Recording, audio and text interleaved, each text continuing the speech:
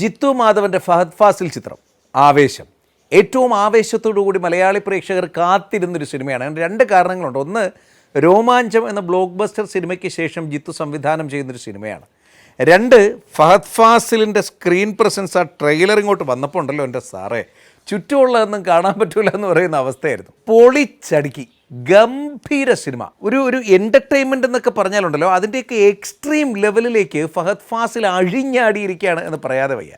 അതിപ്പോൾ കോമഡി ആവട്ടെ, ആക്ഷൻ ആവട്ടെ, സെൻറ്റിമെൻറ്റ്സ് എലമെൻറ്റ് ആവട്ടെ, എന്ത് തന്നെയാണെങ്കിലും ഈ ചിത്രത്തിനകത്ത് പുള്ളിയുടെ ഒരു അധിനിവേശം, പുള്ളി അടക്കി ഭരിച്ചിരിക്കുന്നത്, അദ്ദേഹത്തിൻ്റെ കഴിവ് കൊണ്ട് അദ്ദേഹം അമ്മാനമാടുന്നതൊക്കെ നമുക്ക് കൺമുമ്പിൽ കാണാൻ പറ്റുന്ന ഒരു സിനിമയാണ്. ഏറ്റവും നമുക്ക് ആദ്യം ജിത്തു മാധവനിൽ നിന്ന് തുടങ്ങാം. അദ്ദേഹത്തിൻ്റെ രോമാഞ്ചം എന്ന സിനിമ ഈ പറഞ്ഞതുപോലെ നമ്മൾ കണ്ടപ്പോൾ തന്നെ ഒരുപാട് ഇഷ്ടപ്പെട്ടതാണ്. അതിൽ കോമഡി വർക്കൗട്ട് ചെയ്തിരിക്കുന്ന രീതി നമ്മൾ അതുവരെ കണ്ടിട്ടില്ലാത്തതുപോലെയൊക്കെ ആയിരുന്നു. അതിലെ പാട്ടുകൾ മനോഹരമായിരുന്നു. മൊത്തത്തിലൊരു വേറിട്ട ട്രീറ്റായിരുന്നു നമ്മുടെ മുമ്പിലേക്ക് രോമാഞ്ചം കൊണ്ടുവന്നത്. ആവേശം അങ്ങനെ തന്നെയാണ്. ആ പേര് സൂചിപ്പിക്കുന്ന തന്നെയാണ് ആ സിനിമ, ആവേശം. രംഗൻ എന്ന കഥാപാത്രത്തെ കഥാകൃത്തും തിരക്കഥാകൃത്തും സംവിധായകനും ഒക്കെ കൂടി ചേർന്ന് അണിയിച്ചൊരുക്കി പ്രേക്ഷകൻ്റെ മുമ്പിലേക്ക് കൊണ്ടുവന്നിരിക്കുന്നൊരു രീതിയും ആ കഥ പറച്ചിലിൻ്റെ ഒരു നറേഷനുണ്ട്. പിന്നെ ജിത്തു മാധവൻ്റെ സിനിമയാണ്, സ്വാഭാവികമായിട്ട് രോമാഞ്ചത്തിൽ നമ്മൾ കണ്ടതുപോലെ ഒരു വിൻറ്റേജ് ടൈപ്പിലുള്ള ഒരു ഫ്രെയിമിങ്ങും ഒരു കളറിങ്ങും ഒക്കെയാണ് ഈ സിനിമയ്ക്ക് വേണ്ടിയിട്ട് അദ്ദേഹം യൂസ് ചെയ്തിരിക്കുന്നത്. അതുപോലും പ്രേക്ഷകനോട് ഒരുപാട് ചേർന്ന് നിൽക്കുന്നു എന്നത് സന്തോഷം തരുന്ന ഒരു കാര്യമാണ്. പിന്നെ ഛായാഗ്രഹണത്തിനെക്കുറിച്ച് പറയാതെ പോയാൽ ഈ സിനിമ പൂർണ്ണമാവില്ല. പല ഷോട്ടുകളും നമ്മൾ തിയേറ്ററിലിരുന്ന് വാവിളിച്ചു, ഇതെങ്ങനെ എടുത്തു, അല്ലെങ്കിൽ ഇതെങ്ങനെയാണ് സാധ്യമായത്, ഇത്രയും ക്രൗഡഡായിട്ടുള്ള ഈ ഒരു ഷോട്ടിനെ അദ്ദേഹം എങ്ങനെ ക്യാപ്ചർ ചെയ്തിട്ടുണ്ടാവും, എത്ര ടേക്ക് പോയിട്ടുണ്ടാകും, എവിടെ പാളിപ്പോയിട്ടുണ്ടാകും എന്നൊക്കെ നമ്മളിങ്ങനെ ചിന്തിച്ചു പോകുന്നത് പോലെയുള്ള അതിശയിപ്പിക്കുന്ന ഷോട്ടുകൾ കൊണ്ട് സിനിമ വളരെയേറെ സമ്പന്നമാണ്. ഛായാഗ്രഹണത്തിൻ്റെ കാര്യം പറയുമ്പോൾ സമീർ താഹിർ എന്നൊരൊറ്റ ബ്രാൻഡ് നെയിം മാത്രം മതിയല്ലോ. അദ്ദേഹം ആയതുകൊണ്ട് തന്നെ സിനിമ അതിഗംഭീരമായിരിക്കും. അതിൻ്റെ വിഷ്വൽസ് എന്നുള്ള കാര്യത്തിൽ തുടക്കത്തിലേ നമുക്ക് സിനിമ തുടങ്ങുന്ന നിമിഷം തന്നെ നമ്മുടെ മനസ്സിൽ കിട്ടും, ഇത് ഗംഭീരമായിരിക്കും, ഗംഭീര വിഷ്വലായിരിക്കും എന്നുള്ളത്. സിനിമയുടെ ആദ്യ 20 മിനിറ്റുകളുണ്ടല്ലോ പ്രേക്ഷകനെ വല്ലാതെ പിടിച്ചിരുത്തുന്ന ഒന്നുമാണ്. പിന്നെ സംഘട്ടനം എടുത്തു പറഞ്ഞു കേട്ടോ. രംഗൻ എന്ന കഥാപാത്രമായിട്ട് ഫഹദ് ഫാസിൽ ഒരു കോളേജിലേക്കൊക്കെ ചെന്ന് കയറുന്നൊരു സീനുണ്ട്, രണ്ടുപേരും വെച്ചിട്ട്. അപ്പോൾ നമ്മൾ ആലോചിക്കും, ഇത്രയും വലിയൊരു കോളേജിലൊക്കെ പോയിട്ട് രണ്ടെണ്ണം ക്രിഞ്ചാവോടെ ഈ രണ്ടുപേരും കൂടി അനാവശ്യമായിട്ടുള്ളൊരു ആക്ഷൻ ഡ്രാമ ഒക്കെ ആയി പോവോ? ഒറ്റയടിക്ക് കളി മാറുന്ന, കഥ മാറുന്ന, സിനിമയെ തന്നെ മാറ്റിമറിക്കുന്ന കുറേയേറെ സർപ്രൈസ് എലമെൻറ്റുകളുള്ള ആക്ഷൻ സീക്വൻസുകൾ ഈ സിനിമയിലുണ്ട്. അത് ഞാൻ പറയില്ല, നിങ്ങൾ തിയേറ്ററിൽ പോയി തന്നെ കാണേണ്ട ഒരു സംഗതിയാണ്. ഇനി ഫഹദ് ഫാസിലിലേക്ക് വരാം.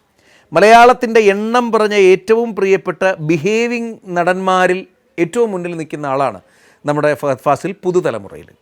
ഇതിന് മുൻപും ഇതിന് ശേഷവുമൊക്കെ പലതരത്തിലുള്ള ആക്ടിങ് നമ്മൾ കണ്ടിട്ടുണ്ടെങ്കിലും ഫഹദ് ഫാസിൽ അഭിനയിച്ച് ബലിപ്പിക്കുന്നൊരു രീതി, അഭിനയിക്കുന്നു എന്ന് തോന്നാതെ ബലിപ്പിക്കുന്നൊരു രീതി, അതൊക്കെ എന്നും മലയാളിക്ക് വിസ്മയമായിരുന്നു. ഈ സിനിമയ്ക്കകത്ത് അദ്ദേഹം സ്ലാങ്ങും കൂടി പിടിച്ചിട്ടുണ്ട്. കന്നഡ മലയാളമൊക്കെ സംസാരിക്കുന്നൊരു വ്യത്യസ്തമായിട്ടുള്ള സ്ലാങ്ങിലാണ് അദ്ദേഹം എത്തുന്നത്. രംഗൻ എന്ന കഥാപാത്രത്തിനെ അദ്ദേഹം അങ്ങ് ആവാഹിക്കുകയായിരുന്നു എന്ന് വേണം പറയാൻ. ഇപ്പോൾ ഷമ്മി, നമ്മുടെ മനസ്സിൽ ഇപ്പോഴും ഭയങ്കര രജിസ്റ്ററായി നിൽക്കുന്നൊരു കഥാപാത്രമാണ് ഷമ്മി, അല്ലേ? അതുപോലെ ഈ കഥാപാത്രം, രംഗൻ എന്ന കഥാപാത്രം, അദ്ദേഹത്തിനെ കാണാനില്ലെന്നേ വേറൊരു ഇത് രംഗനാണ് നമ്മുടെ മുമ്പിൽ. രംഗൻ വരുന്നു, രംഗൻ ആടുന്നു, പാടുന്നു, സ്റ്റണ്ട്, അത് ഇത്. രംഗൻ്റെ ഒരു അധിനിവേശമായിരുന്നു ഈ മുഴുവൻ സീനുകളിലും എന്ന് പറയേണ്ടി വരും. ടോട്ടലി കൂടെ അഭിനയിച്ച യൂട്യൂബ് താരങ്ങളായിട്ട് പോലും അഭിനയിച്ച ആൾക്കാരുണ്ട്. അതായത് യൂട്യൂബ് താരങ്ങളുടെ എക്സ്പീരിയൻസ് മാത്രമുള്ളവർ, പക്ഷേ അത് കണ്ടാൽ പറയില്ല, അമ്മാതിരി അഭിനയം കാഴ്ചവെച്ചു. എന്തിന് ഞാൻ ഇതുവരെയും BGM കുറിച്ച്, സംഗീതത്തെക്കുറിച്ച് പറഞ്ഞില്ല എന്ന് വെച്ചാൽ അതെനിക്ക് ഇനിയൊന്ന് പൊലിപ്പിച്ച് പറയാനാണ്. എൻ്റെ പൊന്ന് സുഷിൻശ്യാമേ, നിങ്ങൾ ചങ്കാണ്, മുത്താണ്. ഈ പറഞ്ഞ പോലെ സീൻ മാറ്റാനായിട്ട് വന്നു എന്നൊക്കെ പറയാനുള്ള കോൺഫിഡൻസ് നിങ്ങൾക്കുണ്ടാകുന്നത് ഇത്തരം വർക്കുകളിലൂടെയാണെന്ന് പറയാതെ വയ്യ. ഈ സിനിമയുടെ ജീവനാഡി, ഇതിൻ്റെ സുഷുമ്ന, അല്ലെങ്കിൽ ഇതിൻ്റെ നട്ടെല്ല് എന്ന് പറയുന്നത് ഒബ്വിയസ്ലി സുഷിൻശ്യാമിൻ്റെ സംഗീത മികവാണ്. അദ്ദേഹത്തിൻ്റെ സംഗീതത്തിലുള്ളൊരു അറിവാണ്, സംഗീതത്തിൻ്റെ വൈബാണ്. പ്രേക്ഷക മനസ്സുകളിലേക്ക് നേരിട്ട് ചെന്ന് കയറാൻ അദ്ദേഹത്തിൻ്റെ മാന്ത്രിക സംഗീതത്തിൻ്റെ വിരലുകൾക്ക് കഴിയുന്നു എന്ന് പറയുന്നതിൽ അഭിമാനം തോന്നുന്നു. മലയാളം ഇൻഡസ്ട്രി അതിൻ്റെ ഏറ്റവും മനോഹരമായിട്ടുള്ളൊരു കാലഘട്ടത്തിലൂടെ കടന്നുപോയിക്കൊണ്ടിരിക്കുന്ന സമയത്താണ് രംഗനായി ഫഹദ് ഫാസിലിൻ്റെ ജിത്തു മാധവൻ മൂവി ആവേശം വരുന്നത്.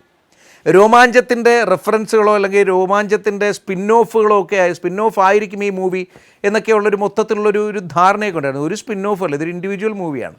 പക്ഷേ രോമാഞ്ചത്തിൻ്റെ റെഫറൻസ് നമുക്ക് അവിടെ ഇവിടെയൊക്കെ സ്വാഭാവികമായിട്ടും, രോമാഞ്ചം അത്രയും സൂപ്പർ ഹിറ്റ് ആയിട്ടുള്ളൊരു പടം, ബ്ലോക്ക് ബസ്റ്ററാണ്, നമ്മളെല്ലാവരും കണ്ടു.